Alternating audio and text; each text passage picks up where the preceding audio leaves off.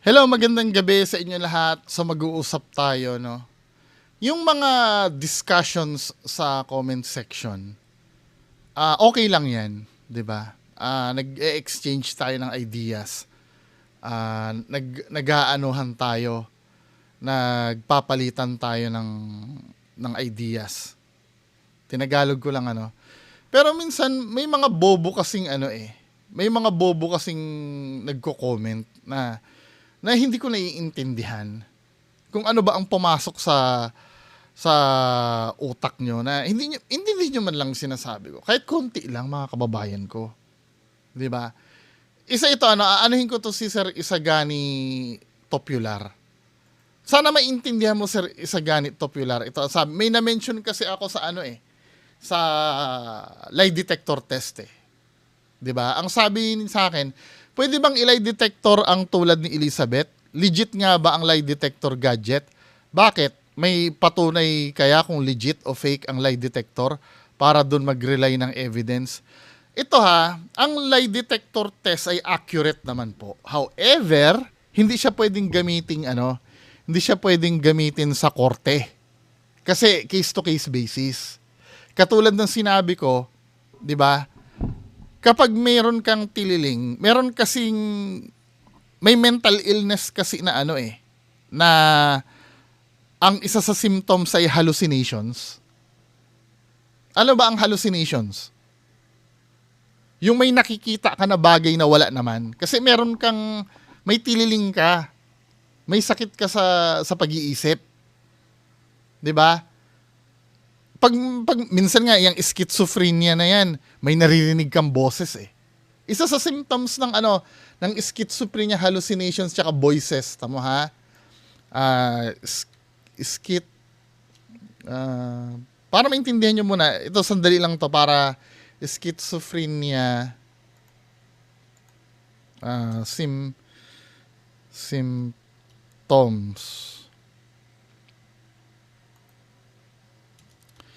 symptoms. Hallucinations. Ayan o. 'Di ba?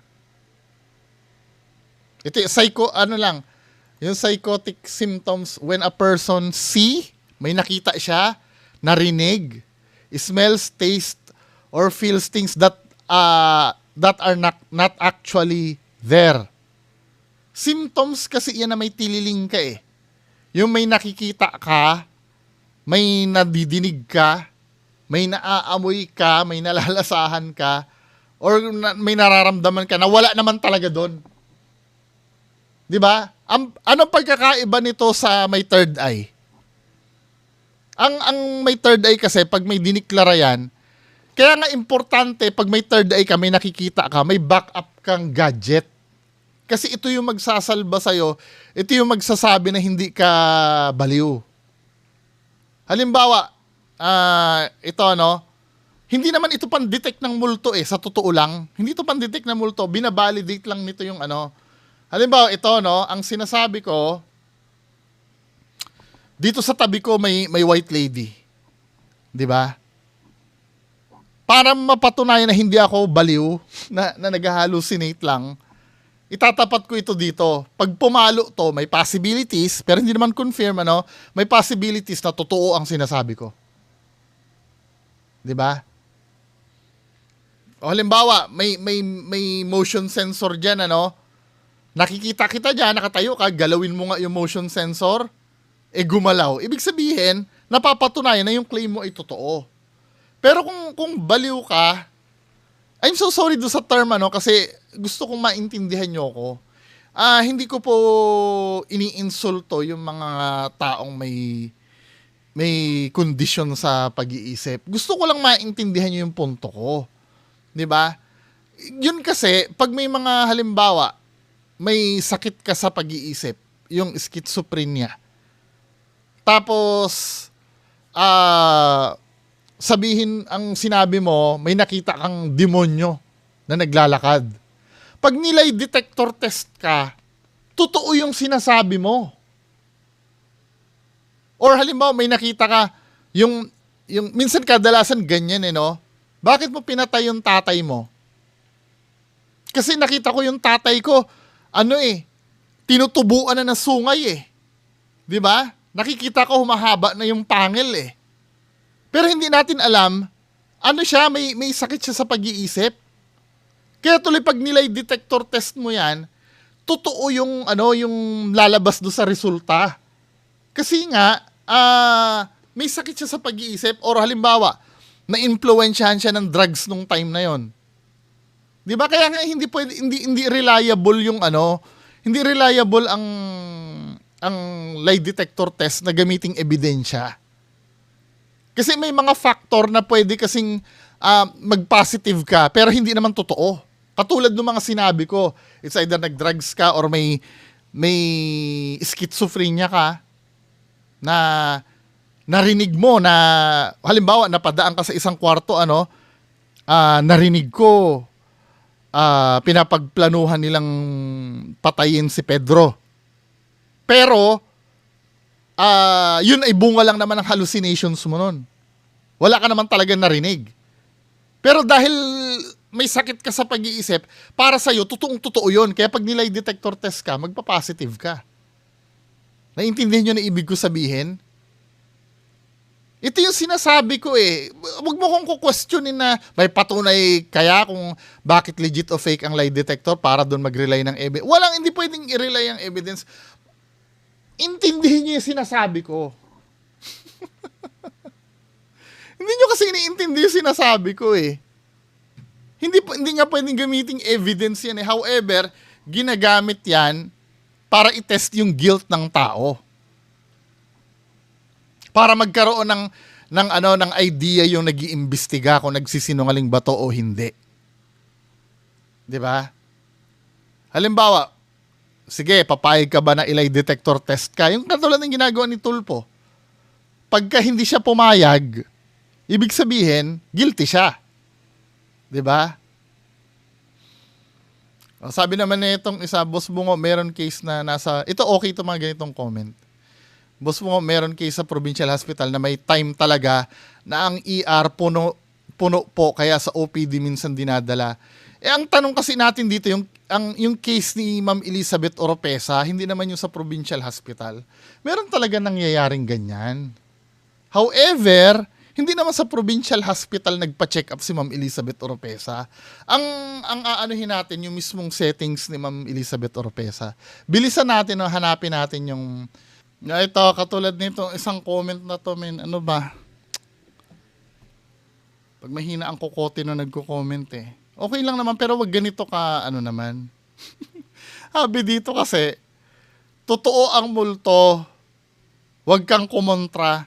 Sino ba nagsabi na hindi totoo ang multo? Ang pinag-uusapan natin dito yung testimonya ni Ma'am Elizabeth Oropesa, hindi kung totoo ang multo o hindi.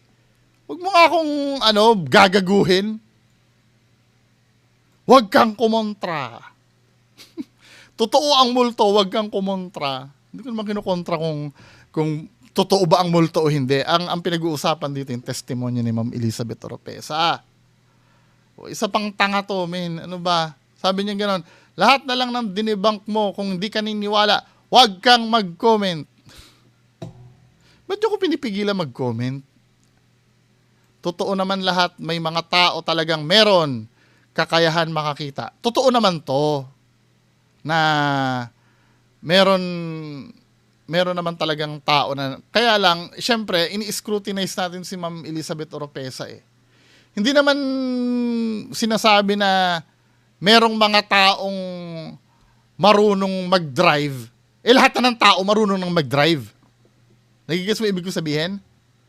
Hindi naman may mga tao na merong kakayahang makakita. Lahat na ng tao nakakita. Meron dyan nagpapanggap.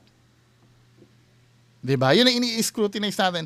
At itong logic mo, ma'am, katangahan to eh. Diba? Lahat na lang dinibang mo, kung hindi ka naniniwala, huwag kang mag-comment. O pwede ko bang i-apply ito sa'yo, ma'am? Kung hindi ka rin naniniwala sa akin, huwag ka rin mag-comment. Bakit ikaw pwede ka mag-comment sa akin kahit hindi ka naniniwala sa akin? Ba't ako hindi pwede? Bobo! Move on na nga tayo dito. Ginagawang bobo kasi ang sarili. Nakakainis. Hindi sana maintindihan nyo yan ang wag na wag nyong gagawin, yung patitigilin nyo yung tao. Pangtanga yan eh. Na dahilan eh. Mas gusto ko pa yung mga ibang nagko-comment dito na nagpapaligsahan ng utak sa akin. Kahit na minsan kinokontra ako, 'di ba? Yung mga comment na ganito may third eye sila, 'di ba? Meron ditong kumontra sa akin eh.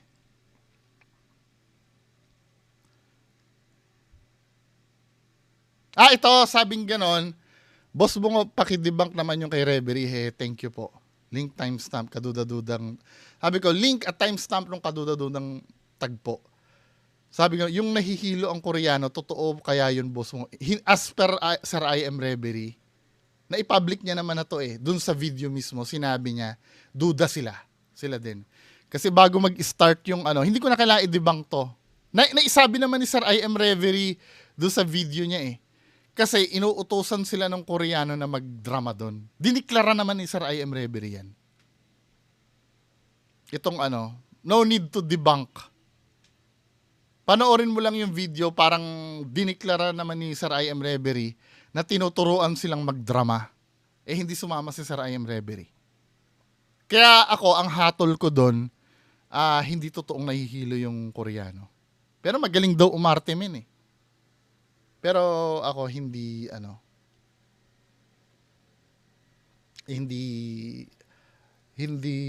siya totoo for me. I-debunk ko to, gagawin ko to ng video kung hindi diniklara ni Sir I am Reverie. Doon sa video naman tingnan natin ha. Isingit natin itong isang video na to para maintindihan ni Sir. Ito ha, para doon sa nagtatanong na gustong i-debunk si Sir I am Reverie. Pakinggan natin to. Greetings souls, my name is Reeve Henry and this is I am Reverie. Nandito po kami ngayon sa El Fraile na nalalaman din na marami as we call it Fort Drum. And I just want to show you guys the beauty of this majestic former island and former patrol ship. It's really nice to see na itong mga kanya na to na ginamit noon ng panahon ng giyera, nakatayo pa rin ng patikas hanggang ngayon. And this place has a lot of history and we are here tonight to investigate, to know the truth of the claims na merong mga misteryo na bumabalot dito. And this is the most beautiful sunset na nakita ko sa buhay ko. I am with the #1 ghost hunter in Korea, Yoon Shi-won, with his team Phantom Hearts, and of course the #1 ghost hunter in Thailand, that's GD or God Dragon. We do this for the passion and for the love of the paranormal. Parang iba lang yung pakiramdam ko na meron tayong sobrang gandang view sa sobrang gandang place. Gusto ko po magpasalamat sa bawat isa sa inyo sa lahat ng tiwala, pagmamahal at suporta. The moment Rove told us about the plan, talagang tumaas ang kilay namin. Nagbago yung tingin namin sa buong nangyayari. When Rove told Reeve of what Shi-won was planning, Rove said that during their investigation, maybe it would be okay if somebody would ano ba tawag doon? Magpapanggap na Someone would feel sick. yes, papanggap na Sa madaling salita, gusto po sana nila na magkaroon ng istorya yung gagawin naming investigasyon sa gabi na yon, na kung saan merong isa na magkakasakit or sasama ang pakiramdam. And the funny thing is, they wanted me to be that person. So I was like looking at Apple and I was like, there's no way. We're not okay with this. we won't ever agree with this. I'll just do my investigation with Apple. We'll just do our thing. Even if we don't collaborate, it's fine with us. I told Rove that. Ngayon you said, we can do that, Team A, Team B, Yeah. Team C. So, dito naman, bago nag-start yung video, may pagpaplano naman talaga nangyari na inuutosan nung taga-Korean team na magkasakit ito si Sir I.M. Reverie. Talagang gagawa sila ng drama. Diniklara niya naman yan. At sinabi niya din naman dito sa video na to na ayaw niyang sumali doon. In-expose niya naman. So, anong use para i-debunk pa natin yung may pag-amin na video? 'Di ba? So, ito yung sagot ko dito sa tanong na to.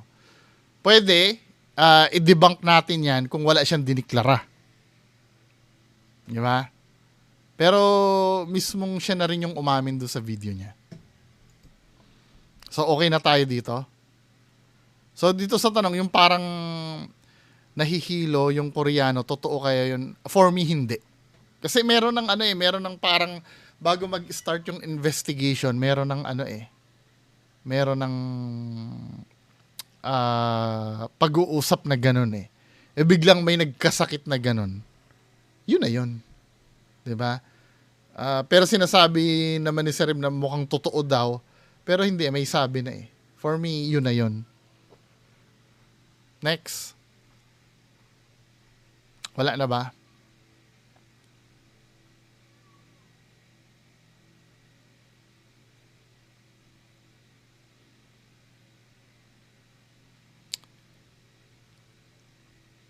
Ito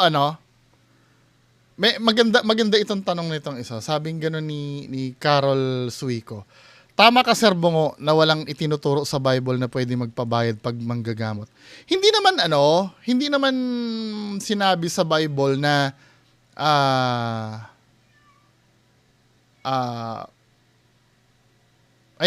walang itinuro sa na magpabayad pag maggamot. Ang sinasabi kasi sa Bible, kapag kiniklaim mo na nabigyan ka ng power, binigay sa yung libre, ipamahagi mo ng walang libre. 'Di ba? Tapos ito sabi nyo, Elizabeth Oropesa naman in one interview, she said na nagpapabayad just to cover electric bill kasi electrical equipment.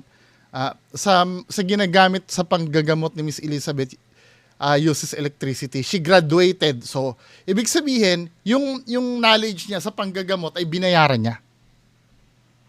'Di ba? Okay lang 'yan. Katulad yan ng mga doktor, kahit pasabihin natin na yung alternative healing kasi, napapag-aralan to eh. Ano ba yung mga alternative healing na yan? Chiropractic, pwede yan acupuncture. Di ba, men? Napapag-aralan yan at may tuition yan. Kung sinabi mo na graduated siya sa US, okay lang na naningil siya. Kasi binayaran niya naman yung yung kaalaman na yun eh. Nagigets yung ibig ko sabihin? Ang sinasabi kasi sa Bible, sa Mateo 10:8, di ba? Mateo 10:8.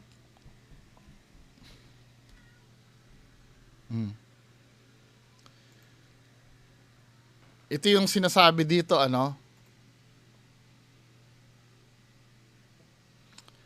pagalingin nyo ang may sakit at buhayin nyo ang mga patay, pagalingin nyo at linisin nyo mga may ketong, palayasin mga demonyo, yamang tumanggap kayo ng walang bayad, magbigay naman kayo ng walang bayad.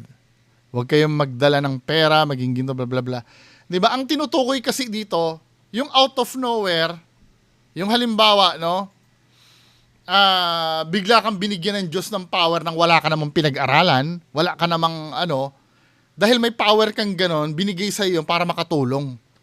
Pero kung ikaw naman ay nag-aral ng medisina, ng alternative medicine, ginastusan mo yun eh. Malamang profession mo na yun, kailangan mo talaga magpabayad doon. Nagigets nyo na ibig ko sabihin?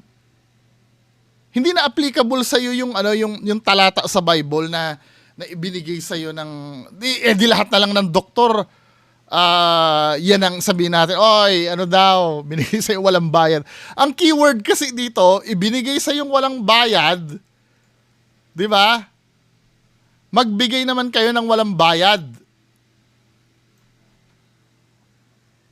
Yung sabi mo may graduate siya, malamang nagbayad yan sa course niya.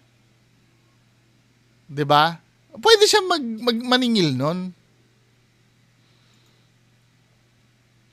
She is a psychic since childhood kasi nakakita niya bla bla bla bla. Ang pinag-uusapan kasi dito yung pag-declare mo na galing sa Diyos yung power mo. If yung alternative medicine mo, binayaran mo naman ang pag-aaral, pwede ka naman maningil. Ang keyword dito, na-acquire mo yan ng walang bayad. Dapat ibigay mo ng walang bayad. O, sabing gano'n ni Mira Sandoval, ibig mo sabihin, ma'am, mas kakaiba sila dahil yung nagbigay sa kanila ng karunungan na si Jesus ng gagamot ng walang kapalit, pwede silang humingi ng bayad. Hindi reasoning ang pagbayad nila sa... totoo naman to. Kaya lang, Ma'am Mira, yung alternative medicine naman nila, hindi naman nila sinasabi na galing kay Jesus yun. May part lang doon na psychic siya, no? Pero yung sinabi niya dito, graduated siya sa US. Ibig sabihin, nagbayad to. Okay lang yan na maningil. Kung may certificate ka naman minsan kasi yung mga albularyo, wala namang ganyan 'Di ba?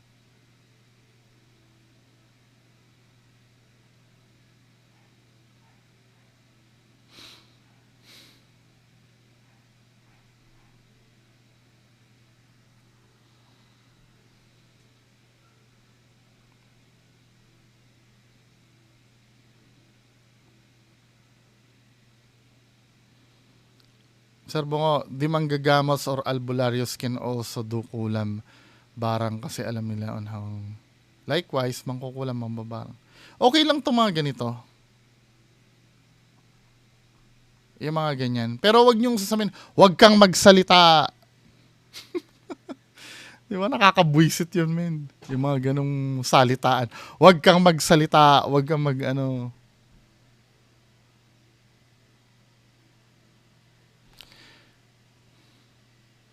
Sabi nga nito, Sir Bongo, hindi lang masyadong na-explain ni Miss Oropesa ang gusto niyang maipaabot sa atin. Ang gusto niyang sabihin, when the person dies, nakita ni Miss Elizabeth sa morgue.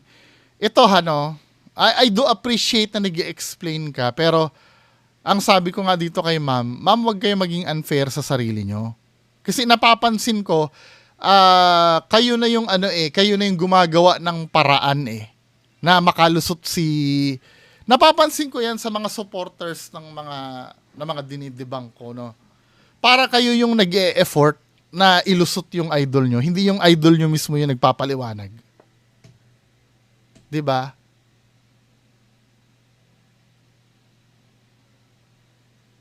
Napapansin ko yan yung parang kayo yung nag-e-effort na isalba yung idol nyo. Kahit na ang layo-layo na dun sa yung mailulusot nyo lang. Pero I do appreciate, at least may kinalaman do sa topic yung comment.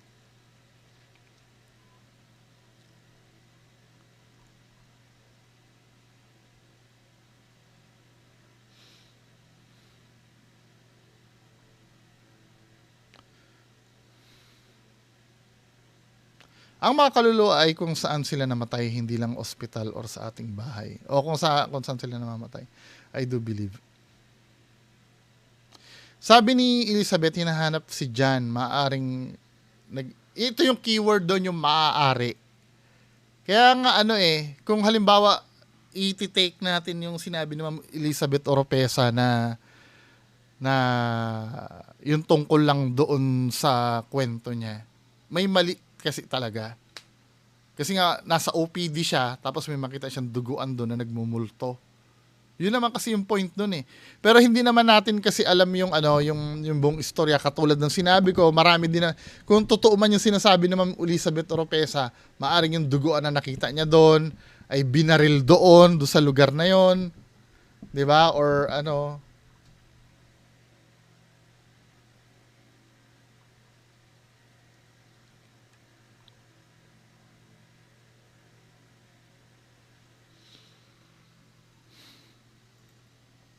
In response sa ano, ito na naman, matigas na naman ang ulo nitong bugok na to eh. In response sa comment mo, Bungo, yung mga apostoles mismong sinabihan ni Jesus, yung hindi apostoles, batay na lang sa Bible. Pero wag mong kalimutan na meron tayong freedom of choice. Yung freedom of choice na yan, totoo meron ka. Totoo. Pero kailangan sumunod ka sa rules. Freedom of choice mo din naman hindi sumunod sa rules eh. Ang pinag-uusapan dito, bawal. Ang mga apostolos walang pamilyang binubuhay. Ay di magtrabaho ka! Katulad ng sinabi ko, si Jesus Christ nga nagtrabaho eh. Tama, ang bobo talaga nito. Bakit hindi mo rin sabihin? Ang doktor, ito na naman ano, bakit hindi mo rin sabihin sa doktor yan, wag silang magpabayad. Binigay ba yung yung talent ng doktor ng libre? Libre ba sila nag-aaral? Ang bobo mo naman! Napaka-bobo talaga nito! Basahin nga natin Mateo 10:8. 'Di ba? Pagalingin ninyo ang mga may sakit at buhayin niyo mga patay. Pagalingin niyo at linisin niyo mga may ketong, palayasin ang mga demonyo. Yamang tumanggap kayo ng walang bayad, magbigay naman kayo ng walang bayad. Yung mga doktor ba, hindi ba nila binayaran yung tuition nila? Bayad 'yon. Kaya pwede sila maningil. Wag tanga! Nakakabwisit, napakatanga talaga nitong taon 'to. Sobrang tanga. 'Di ba? Hindi sabi yung hindi apostles batay na lang sa Bible. Pero wag ka yes, totoo. Choice naman talaga, nagagawa nyo nga magpabayad, 'di ba? Nagagawa nyo magpabayad. Ang issue dito, tama ba yung ginagawa nyo o hindi?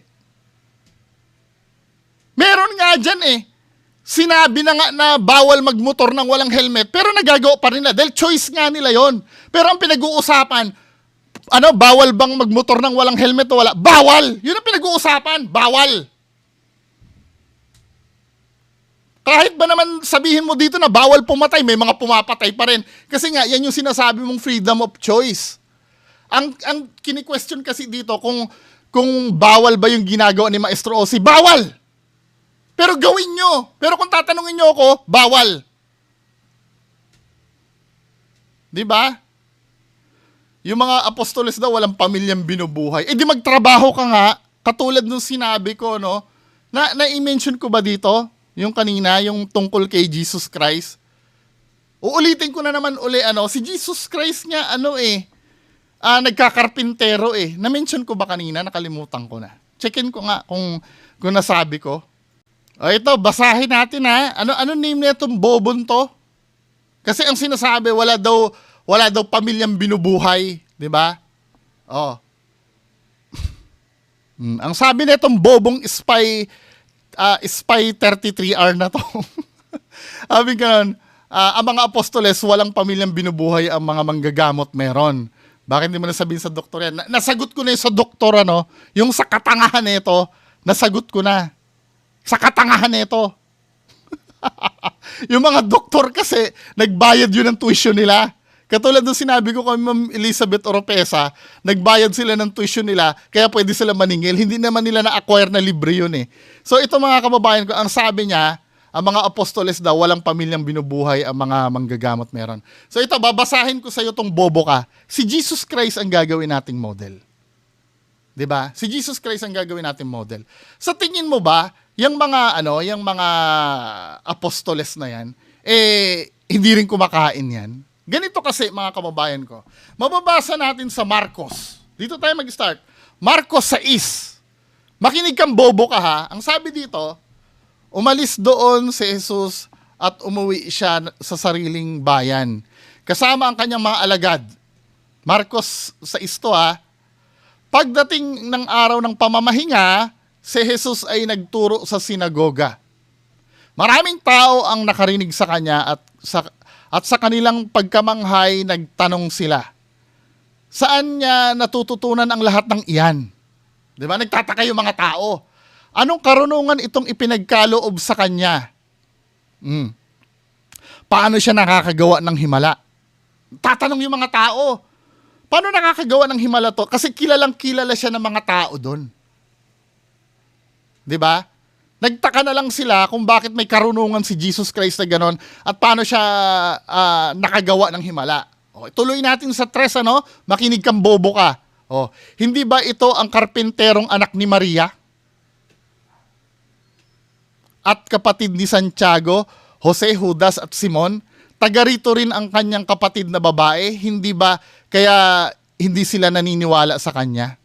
Kaya hindi daw naniniwala. Dahil ang alam ng mga taong to, ano si Jesus? Ano si Jesus? Hindi ba ito ang karpinterong anak ni Maria? Ibig sabihin, may trabaho si Jesus Christ. Hindi niya pinagkakakitaan yung ano. Anong tingin mo doon sa mga tao nung unang panahon? Anong tingin mo doon sa mga tao nung unang panahon? Hindi sila kailangan magtrabaho? Papitas-pitas lang sila doon? Kailangan nila mabuhay. May currency nga nung panahon na yun eh. Di ba? Si Judas nga, nabayaran ng pera eh. Ng silver, di ba? Ibig sabihin, may pera na nung araw. Kailangan nilang magtrabaho nung araw. Anong ginawa ni Jesus Christ? Di ba? Nagkarpintero siya. Kaya kung ikakatwiran mo sa akin, gago ka, na kailangan ng may binubuhay yung mga ano, magtrabaho kayo ng ibang trabaho. Basta yung binigay sa'yo ng Diyos, sinabi niya na wag kayong magbayad. Meron nga akong kilala eh. Manggagamot eh. Pero meron siyang hardware store. Hindi siya nagpapabayad. Kukumpara mo pa sa Dr. Bobo ka? Binigay ba ng Diyos yung yung power ng doktor na makapagpagaling? Pinag-aralan niya yon.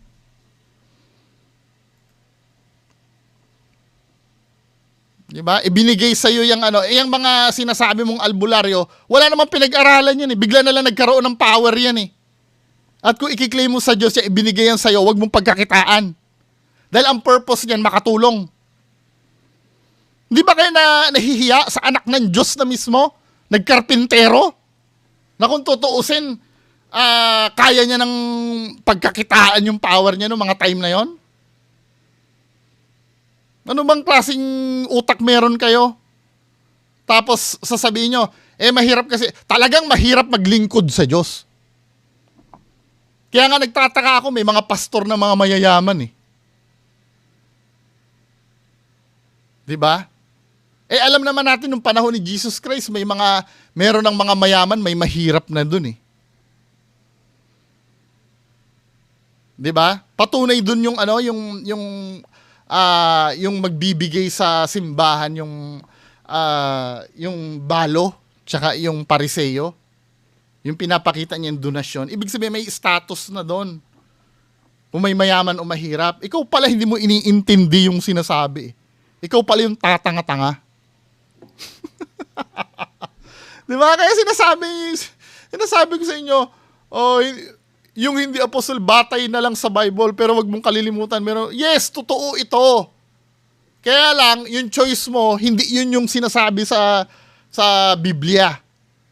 Yung choice mo. Mali pa rin yan. Pero pinili mo yung mali, di gawin mo yung mali. Sinasabi ko lang naman na mali yan eh. 'Di ba? Kasi kung talagang sa Diyos ka, susundin mo yung gusto ng Diyos. Kung may binubuhay yung mga manggagamot, magtrabaho siya, magsaka siya. Yung albularyo nga sa amin sa Mindoro eh. Nagbebenta ng gulay sa palengke eh. 'Di ba? Kumpara mo pa sa Dr. Bobo. Ang tanong naman, ba't yung mga apostol, ano naman ang trabaho nun? 'Di ba? O si Jesus Christ nagtrabaho, yung mga apostol, anong trabaho nun? May mababasa ka ba nun? Yung pagtae nga ng apostol, wala akong mababasa eh. Pero I'm so sure, tumatae sila kasi tao sila eh. May nabasa ka ba sa Bible na tumae ang apostol? Hindi ako namimiloso po dito Hindi kasi lahat ng bagay ay nasusulat, common sense na lang ang gagamitin mo. Kung alimbawa ang master nila, si Jesus Christ, ay nagtrabaho during sila, during nagpapagaling si Jesus Christ, gumagawa ng himala, malamang sila, meron dyan, may source of income yan. Maaring yung ibang apostol dyan ay nangingisda, di ba? Kasi kung iisipin mo, yung pangangalakal nila, pinagkakakitaan nila nung araw, mga hari at reyna yung mga apostol ni Jesus Christ. Di ba? Nagigets mo ibig ko sabihin? Ito kasi yung model nila. Dahil si Jesus Christ ang model nila, malamang sinusunod nila si Jesus Christ. 'Di ba? I do believe na meron silang paraan kung paano sila mabuhay. 'Di ba? Kasi may mga apostol naman si Jesus Christ na mangingisda eh. 'Di ba? Pwede sila mabuhay nun. Or pwede naman ng yung donation na tinatawag, hindi naman masama 'yon. 'Di ba? Hindi naman masama yung donation na 'yon. Kaya lang ang konsepto ng donation kasi, yung kusang loob yun na ibinibigay na wala kang kinalaman doon dapat. 'Di ba? Wala ka dapat kinalaman doon. Doon sa donation na yung out of nowhere, wala kang, mag-donation ka ha. Hindi ganon. Yung out of nowhere, halimbawa, nangaral yung apostol ni Jesus Christ sa isang bayan. Di ba? Ito yung salita ng Diyos, bla bla bla bla bla. Then then after nilang, di ba, may pagkukusa ang tao na, para magamit nyo po sa susunod na paglalakbay nyo, ito po yung bibigyan ko po kayo ng mga baon nyo. Di ba? Out of nowhere yun eh. Walang impluwensya yun eh. Kahit kailan may mga donasyon na wala dapat impluwensya ang nagpapadonasyon. Or hindi ka dapat nagpapadonasyon, kusang loob na binibigay sa'yo. Kasi kapag binigyan ka ng sobre, 'di ba? Hindi na kusang loob 'yon. Pinipuwersa ka ng magbigay ng pera nun, hindi na donasyon ang tawag doon. Yung walang what you call this?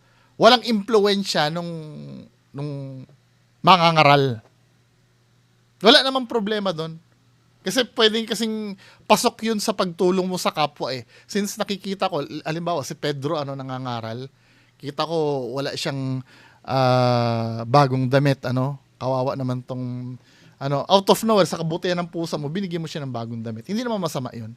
Hindi naman ang hingi si Pedro eh. 'Di ba? Mga ganung paraan na bubuhay at hindi naman sila pababayaan ng Diyos. Kaya nga sinabi ko, 'di ba? Pagka magtiwala ka sa Diyos, dahil naniniwala ka na napapagaling mo yung kapwa mo sa tulong ng Diyos, maniwala ka rin sa Diyos na hindi ka rin pababayaan. 'Di ba? Pero hangga't maaari, wag mong pagkakakitaan ang binigay sa iyo ng Diyos.